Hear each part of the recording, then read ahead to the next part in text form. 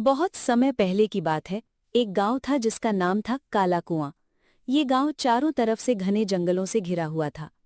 कहते हैं सूरज ढलते ही इस गांव में अजीब अजीब आवाजें आने लगती थीं, जैसे कोई रो रहा हो, कोई हंस रहा हो या फिर कोई जोर से दरवाजा पीट रहा हो।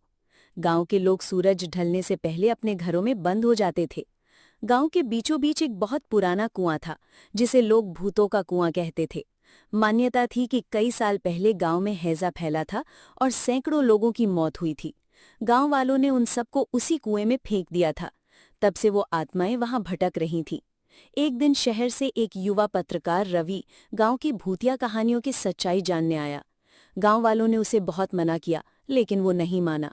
रात के ठीक 12 बजे वो अकेला उस कुएं के पास गया, कैमरा ऑन किया और जैसे ही उसने झांक कर नीचे देखा, अंदर से एक डरावनी चीख आई। अचानक उसका कैमरा बंद हो गया, चारों तरफ धुंध फैल गई और एक ठंडी हवा चलने लगी। अगली सुबह लोग रवि को ढूंढने निकले, लेकिन उसका कोई पता नहीं चला।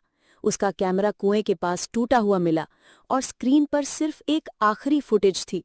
रवि का डर से कांपता चेहरा और पीछे एक काली परछाई। उस दिन के बाद गांव का नाम नक्शे से ही मिटा दिया गया। कहते हैं जो भी उस गांव में रात बिताता है वो कभी वापस नहीं आता। सीख: हर रहस्य को जानना जरूरी नहीं होता। कुछ बातें जितनी अनकही रहें उतनी ही बेहतर होती हैं। अगर चाहो तो मैं इस कहानी का दूसरा भाग भी बना सकता हूँ। क्या रवि जिंदा है? क्या कोई और सच जानने की हिम्मत करेगा?